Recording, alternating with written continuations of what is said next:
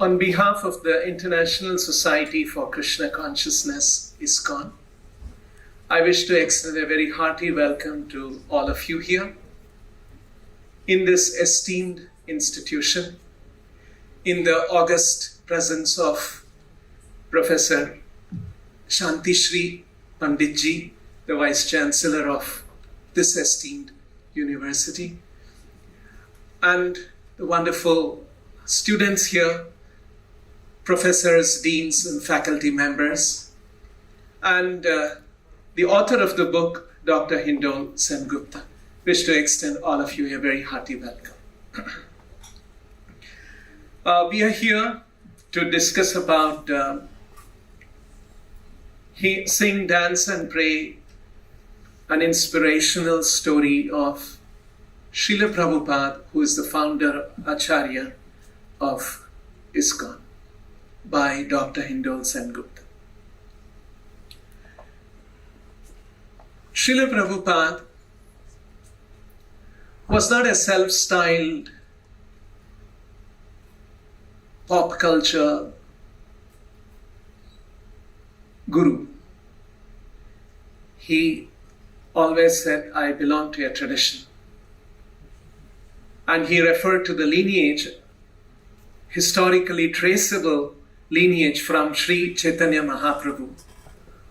Sri Chaitanya Mahaprabhu was a saint who appeared in today's West Bengal about 500 years ago. And Sri Chaitanya Mahaprabhu claimed that he belongs to the lineage of another series of acharyas, and which spanned over hundreds and thousands of years. So in other words, Srila Prabhupada represented a holy tradition that has survived, that has shown the path of realization of divinity over thousands of years. Srila Prabhupada spoke about a mission in his life. When he arrived in London in 1969, he was already about 73 years old. 73 years old. Prabhupada started the movement when he was 70 years old, the ISKCON movement, at an advanced age. And so he was stepping to London in 1969 when he was 73 years old. And in one television interview, Srila Prabhupada mentions, my mission is to teach people how to love God. People have forgotten God, and it's my mission to teach people how to love God. And the interviewer asked Srila Prabhupada, is this the same Christian God that we are familiar, or you are trying to introduce some new God, Hindu God? Srila Prabhupada said, there's no such thing as a Christian God or a Hindu God. There is one God for everyone. He's like the sun. Can we say because the sun is shining over India, it is an Indian sun? Or if it is shining over America, it's an American sun? Sun is sun for everyone. We may call sun by different names in different languages, in different cultures, but we are all referring to that self-effulgent, luminous body which dispels all the darkness of the night, which rises every day in the morning, by which we are all immensely benefited.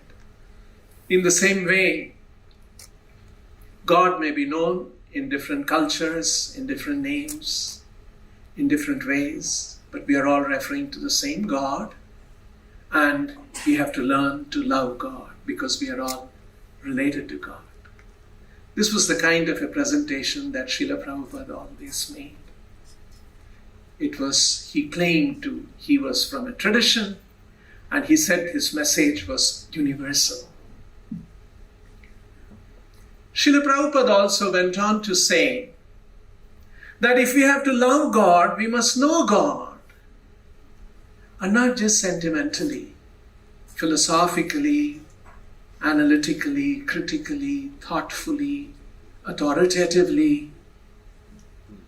So, and he said, in India, the Vedic literatures expound the science of God, so that you will not have some kind of a sentimental understanding, but you will have a true, philosophical, well-founded understanding about God, which is fundamental to develop love of God. If you want to love somebody, you should know that person, isn't it?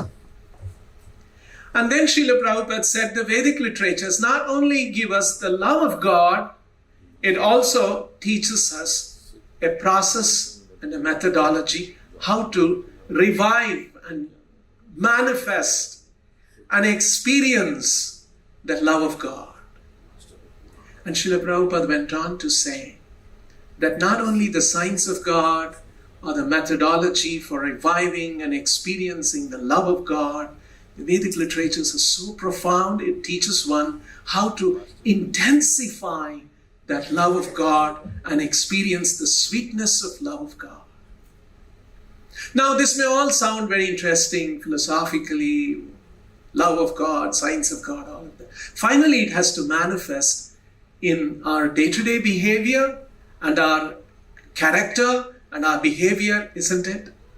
And in fact, Srila Prabhupada manifested that too. He was a very kind, compassionate, caring human being.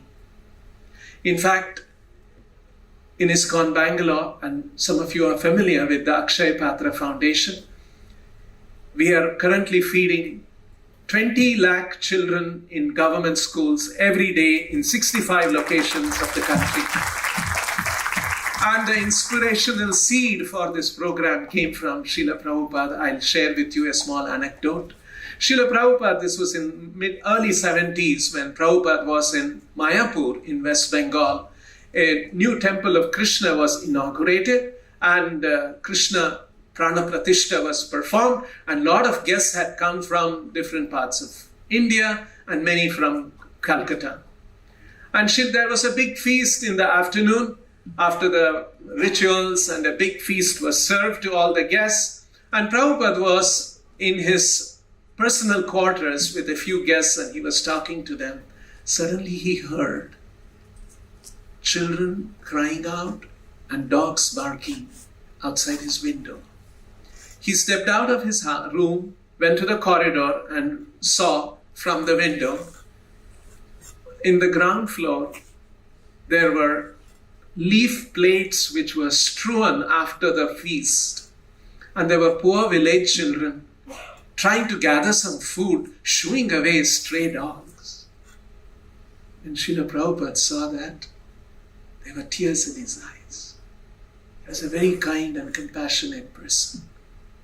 He called the leaders of ISKCON and he told them, just see, we have invited Krishna to our temple. Krishna is the father of everyone. Where the father is, no one should go hungry, especially children. And it's your duty to ensure no one in a 10-mile radius of an ISKCON temple should go hungry. This was the seed, instruction, direction that Srila Prabhupada gave, which became the basis for the Akshayapatra program. And we are continuing to feed children so that they are well educated, they are well nourished, and they will come out of the cycle of poverty in our country.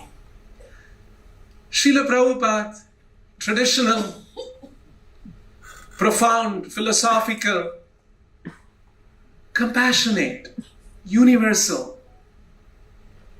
This message from India should benefit everyone. That was the intent of Srila Prabhupada. And he lived only for 11 years after he started ISKCON Society. And in those 11 years, from his 70th year to 81st year, he traveled around the world 14 times, established 108 Krishna temples, authored 70 books, and set up a worldwide institution. And today we have ISKCON. So we wanted Prabhupada who made Krishna well known all over the world, to also be well known in our country. And we are very happy that Dr. Hindol Sengupta came forward, and after his research, he has written this book, and we are happy Penguin published it. And today we are happy in JNU, the prestigious institution in our country, we are having a launch of this book.